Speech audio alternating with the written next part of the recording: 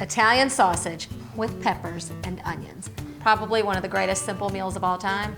It's a staple in my house and I'm showing you how to make it. Let's start with the sausage. The recipe calls for sweet Italian sausage. You could do hot. This is the only kind I know, which was neither. If you can find a fennel sausage or a fennel forward sausage, that's closest to what this is. It's my grandfather, right there. And one day I'm gonna have this available for you around the world. But for now, if you're not in Birmingham, you're gonna have to dream about it. We'll get to that in just a sec. I'm gonna start by cutting up my peppers and onions. Yellow onion is classic in this recipe. I've got a little bit of both here just for added color, and just cut it up into strips. And then the bell pepper. Green is classic in this recipe and what my mom always used. I like a combination of green and red because it's the colors of Italy, but also because the green pepper is more pungent and the red pepper is sweeter. That's all the prep it takes, so it just shows this is the perfect, easy, super quick weeknight dinner. I'm gonna start by browning off the sausage with just a little olive oil. What we're trying to achieve here is to get a good sear on it, and then I like to add a little water to steam it to finish cooking through. I'm gonna cook it about 90–95% of the way through because we'll add it back in later after we saute our peppers and onions. The outside is good and golden and crisp. Now I wanna cook all that inside, so the water's gonna help that happen. I like to cover it up and just kind of let it steam until it's cooked through.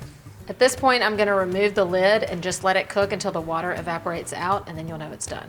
You can serve them in lengths. I like to kind of slice them up and add them back in with the peppers and onions because I love when it kind of all comes together. We've got a good flavor base started on the bottom of our pan. To that, I'm gonna add in a little more olive oil. You could also use butter if you want, and saute our veggies.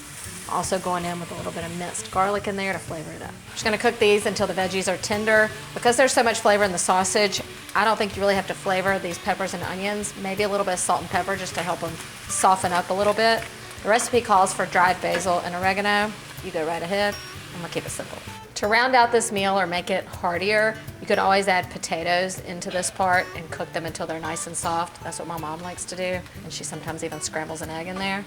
Peasant food, she calls it. I call it a delicacy. Got a little color going on the bottom, so now it's time to deglaze. Once that's evaporated out, I'm going back in with my sausage.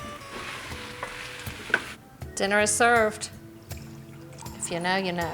If you're like me, there's really only one way to serve this up, and it's not the low-carb way. It's on a roll with mustard. Perfect bites.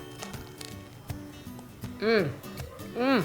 The fact that something so simple can taste this good is just downright amazing. I know he didn't, but I feel like my grandfather invented this and he'd be proud. These shoes do not go with this shirt.